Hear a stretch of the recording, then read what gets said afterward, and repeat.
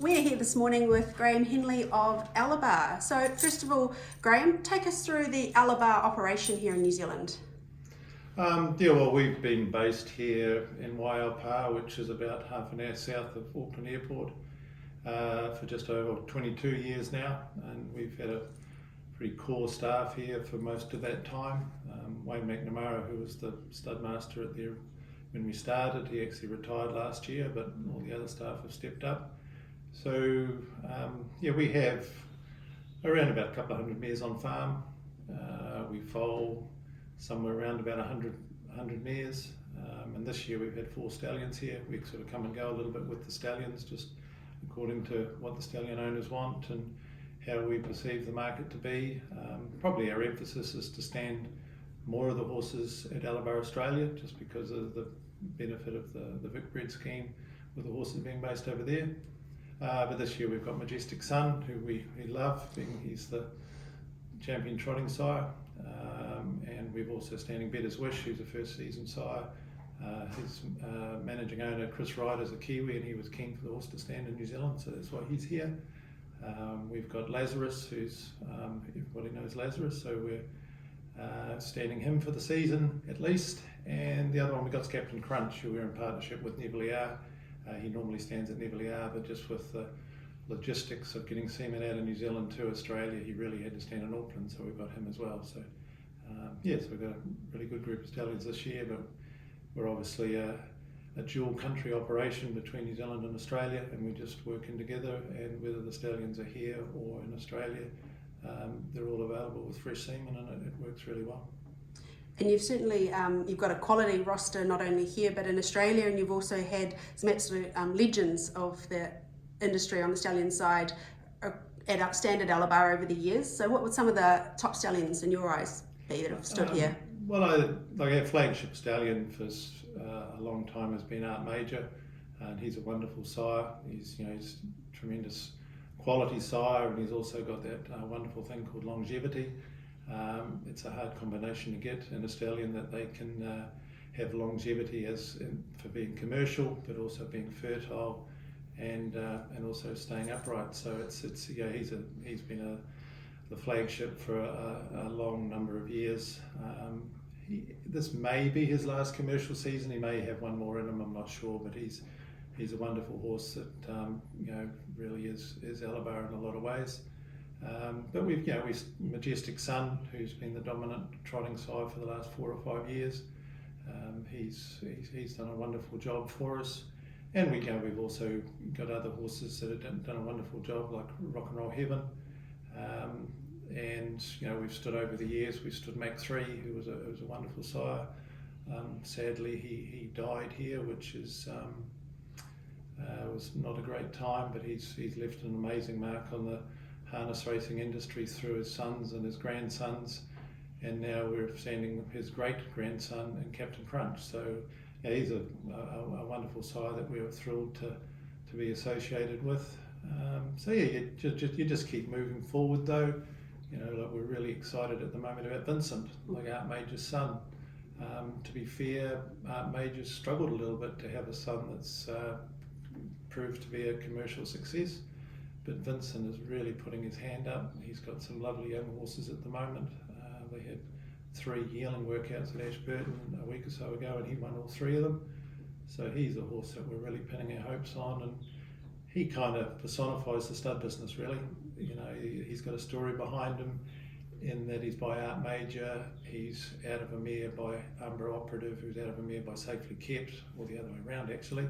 And they're all Alabar sires, and he goes back to one of the founding mares for Alabar when they were way back in South Australia. So he's got a lot of history behind him, but you've also got the future that you're really looking forward to how they go. So so he's our shining light in my eyes for the future at the moment.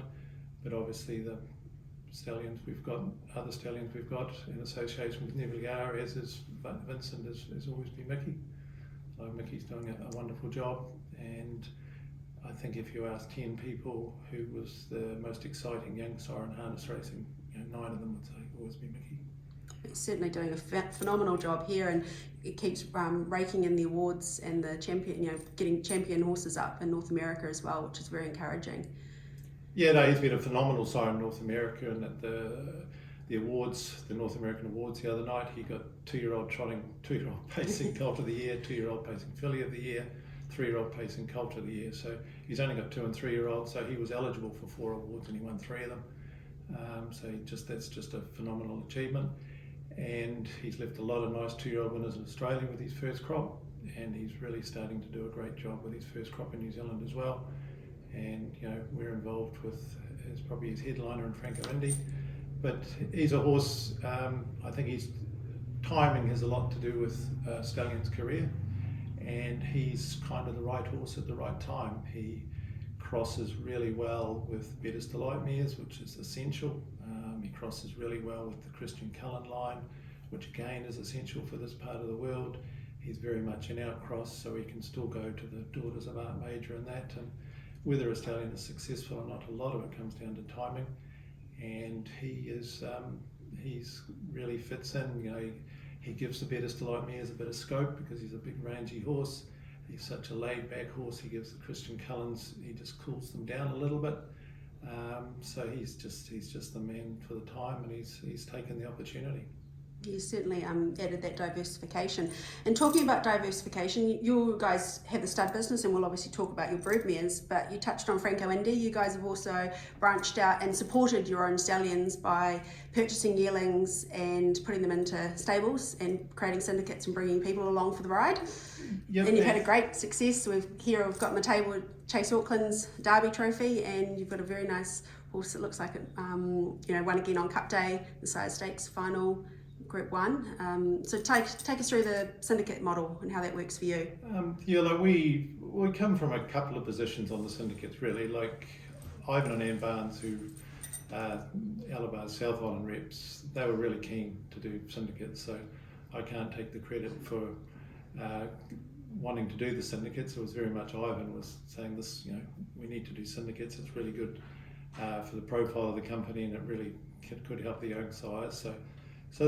But we've run with it, and it's been a success. Like when we did the original Alabar syndicate, the plan was to give Auckland Reactor a push as his first crop. So we asked 4 trainers to pick out what they thought were the pick of an Auckland Reactor at the sale. We actually ended up with 3 Auckland Reactors and 1 Mach 3. And one of those Auckland Reactors was Chase Auckland. He was Mark Purden's pick, and Mark's obviously a genius, and he did a wonderful job. And through Chase Auckland's many ups and also many downs, the group of people that formed the Alabar Racing Syndicate have become a really close unit, and we've actually got a lot of pleasure out of it. And they're a really diverse group, and we've tripped away together to Australia and whatever, and we've had a lot of fun, and it's just been a really wonderful group to be involved with. And the group still socialise together even when Chase Auckland's now retired. So that really good experience encouraged us to do it again. And the other personal side of it is I'm kind of looking at ways that I can find more enjoyment in the game, and I got a lot of enjoyment out of Chase Auckland. So we decided to do it again. We bought a rock and roll dance who ended up being Yorkshire, who'd done a really nice job. He was one of the Stephen McRae picked him out. So he was a really good job for rock and roll dance. And then we decided that we would, together with Neville, buy a couple of Always Be Mickeys at the sale. So we went to Mark and Natalie and said, can you find us a Mickey or 2 that you really like and you'd be happy to train? And again, they're amazing judges, great trainers, and also Hayden Cullen was heavily involved in the building up of Franco Indy. But the 2 horses we bought were Franco Indy and an Eden Mickey. And we opened it up to the Alabar Syndicate to see who wanted to come in. A lot of them came back in again, and they've had a huge thrill again. They won the Sire Stakes final with Chase Auckland, and they won the Sire Stakes final with Franco Indy, and it was just amazing. And then so we decided to go again and do it for Vincent. and a lot of those same people come in again, and some extra ones as well, but all people from the Yellow Bar Racing Syndicate, plus a couple of associates of Neville are. And we've got 2 Vincent Colts, or now Geldings, with Mark and Natalie and Hayden, and they look really nice as well. So it's been a great experience, and got a surprising amount of enjoyment out of it, and a really great group of people with and that group of people have been through so many things in their lives during the syndicate, and some of those people, it's through sickness and whatever, like Chase Auckland's got them out of bed, and people that have never really travelled, they went to Sydney to watch Chase race, and big thrill. Yeah, the syndicates are certainly the way forward for the industry, and it is that camaraderie and that enjoyment and that journey that goes with it. So talking about partnerships, you've touched on it. How did the Neville relationship come about, and how does that sort of work for everybody? It works really well, that's the bottom line. But over the years we've always had a lot to do with Neville, and we nearly went into a partnership with a horse many moons ago at Badlands Henley, but it just, through the way it rolled, it didn't pan out that way. And it was actually Graeme Davey, who's passed away, who was one of the directors of Neville. He was a lovely guy, and him and Simon Mortlock, we had a couple of meetings, and then we brought Helena Francis into the meeting, and we discussed new stallions and what their strengths were and what our strengths were. We probably had better contacts at that stage in North America, but we both wanted the same thing, which was commercial sires that would do a job for the industry down here.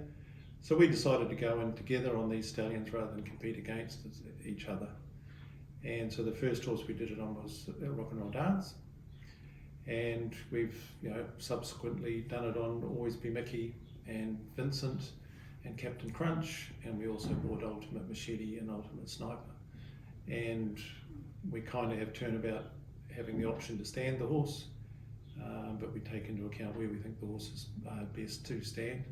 But no, it's a really good relationship because we both want the same thing. We both kind of complement each other, and it's worked really well. And because we're not competing against each other on those horses, we can probably bring them slightly more effectively to the New Zealand market, which can reflect in the service fee and that type of thing. No, it's certainly been a wonderful relationship for the breeders and everyone to see you guys working together and bring the quality animals you do bring down. So in terms of choosing the stallions, are you watching 2 and 3 year olds in North America now and then starting to talk to your contacts? Is it a slow burn, or is it you sort of deal with the Americans when they're coming into their season, they start to have a chat with you? How's your kind of mindset around choosing a stallion? It kind of varies according to the owners of the horse and the situation. Like myself and John Coffey, who was the manager of Yellow Bar Australia before his son Brett took over, we used to go to North America every year, and we'd go visit all the farms, and we'd go visit a lot of key people, and we did establish a lot of relationships that we've still got today. And it is a relationships business. It's really hard to get a stallion coming in cold without a relationship with one of the owners. So most of the stallions we've got in recent years, there's been a tie-in with one of the owners. So that is a big head start, but you've got to do a good job, otherwise the relationships mean nothing. But we're always looking at the racing up there. Brett Coffey is an encyclopedia on North American racing, and he's got North American pedigrees and whatever, so that's a huge help. But we are always looking. We're trying to find something that complements the industry down here. But the other side of it is you don't know which stallion's going to make it. So you can't just sort of write a horse off and say he's not the right fit. Sometimes you just got to give them the opportunity, and sometimes we've got it wrong, sometimes we've got it right. But you've got to give those horses the opportunity, and there's no one in the world can say that is the horse that's going to make it. You can have a horse that you think he's the right fit, but a lot of the time you're looking back in hindsight saying why he made it. So you've got to give these horses the go. But to be fair, there's normally some sort of contact. We've got a wonderful relationship with Adam Bowden at Diamond Creek, but he's also got a great relationship with Woodland. So it all just, works in and comes. Sometimes it's just who wants them the most and who needs them at the time. And, like I always go back to the story that, Woodlands and ourselves competed strongly to get our suit. We felt we won. But then after that, Woodlands needed a stallion. We didn't quite have the same need because we had our Sue, and we certainly didn't have any money because we just bought our Sue. But the next horse that became available was Better's Delight. So sometimes you just don't know. You just don't know. And So you personally, how did you get involved in the breeding industry? Well, I'm a Southlander. I'm from Invercargill. My mum and dad trained horses when I was young.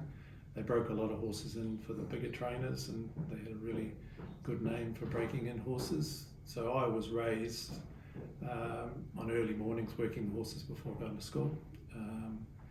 And then I wanted to be involved. I actually left school and went to work for an insurance company, and I realised that there was more to life than having a boring job. So I evolved into the harness racing industry. It all went back to when National Bloodstock ran an ad in the paper wanting a general manager. And I replied to the job and said, look, I realise I won't get this job because I was 18 or something, 17, 18. I realise I won't get this job, but do you have any other jobs? And they gave me a job. So I moved up to Auckland, and I learnt a lot in my time there, met a lot of really good people. I believe I learnt the right ways to do things and also the wrong way to do things, which is what you've got to learn in life.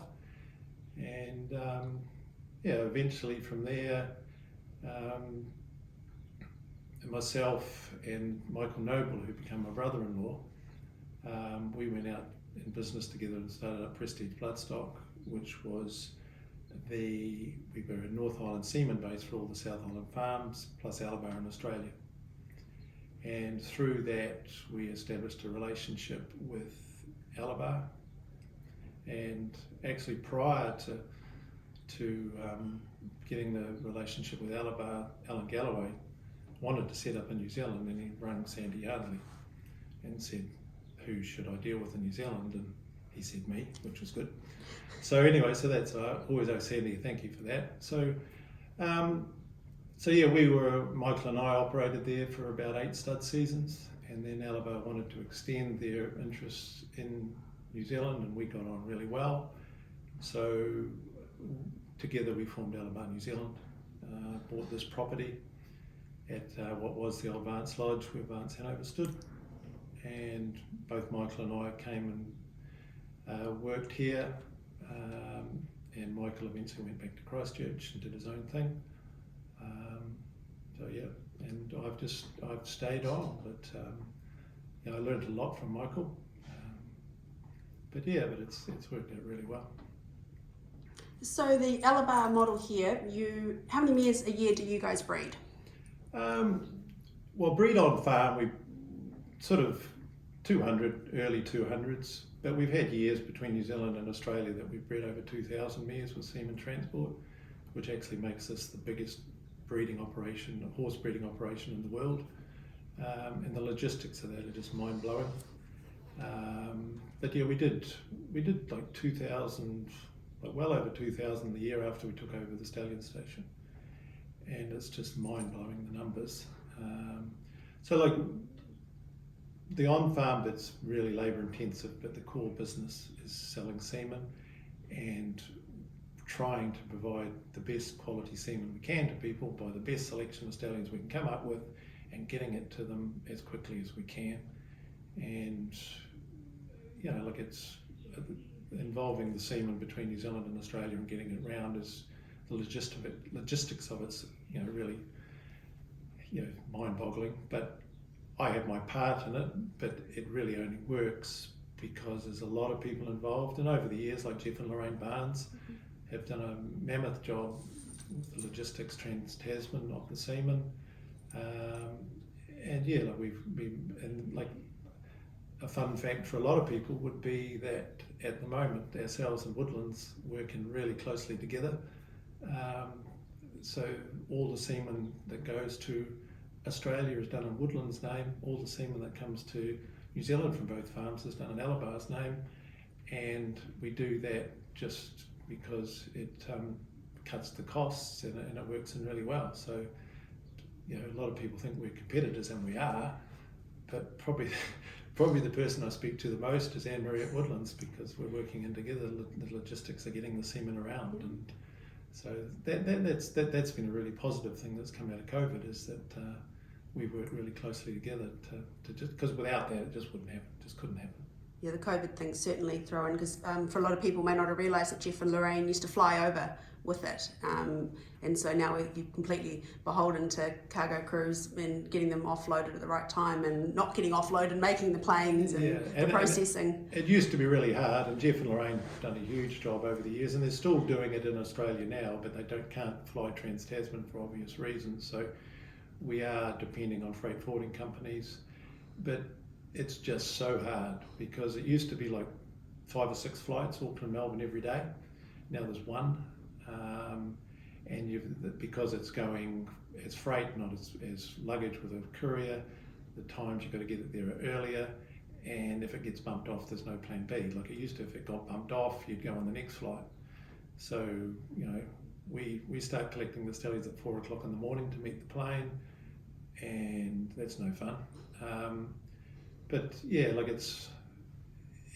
we used to think it was hard, but it was pretty easy to compare to it is now. But the biggest issue now is just the lack of flights, and the fact, because you have to use a freight forwarder, it's out of your control. And they do a really good job, but you've got to get it there so much earlier, and there's no backup if the plane doesn't fly, because there is only one plane that day.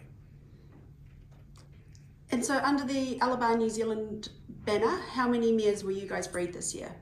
Ourselves, I think it's around about 65.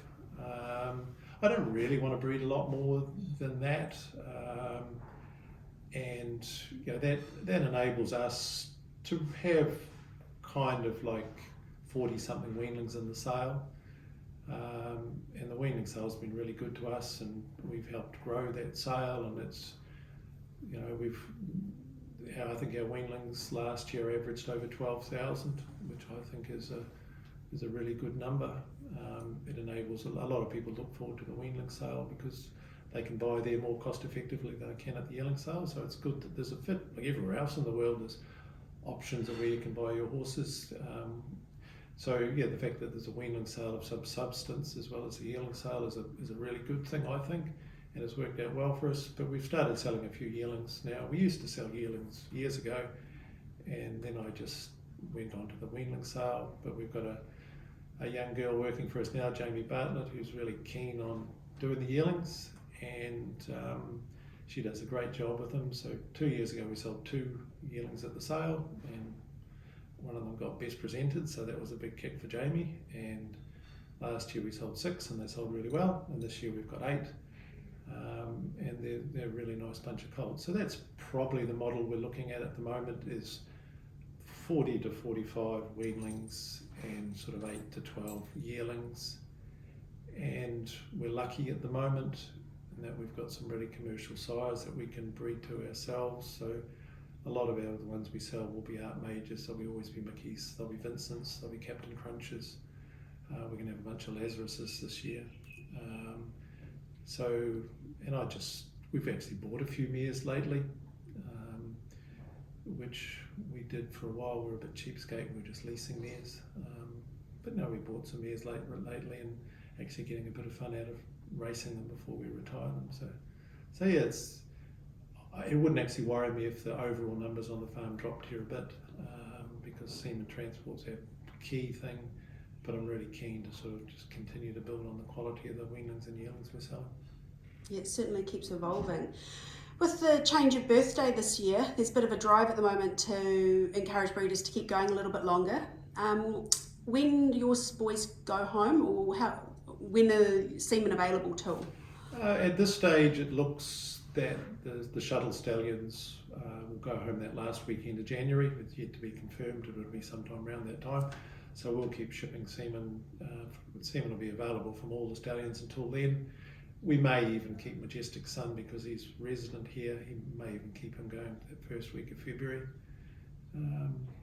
But in terms of breeding later foals, I think it is good that people are going to have that window of time that they can have another chance with their mare. Like I still don't think a lot of people are going to breed late out of choice, but it maybe gives them another cycle on their mare that they can get the mare in foal. And because normally sort of around Christmas people are sort of starting to say, oh, last chance, last chance. So if they get one more cycle, I think that's a good thing. And I was just thinking the other day, like it's a long time ago now, 2010, the very last day that our major semen was going to be available for the year, we had a nice young mare here called Sky Beauty that I talked the owner into going one more time, and I knew what the last day we could get out major semen was, and she wasn't quite ready, so we bred the mare in hope she'd ovulate, and she got in foal, and the resulting foal was Sky Major, so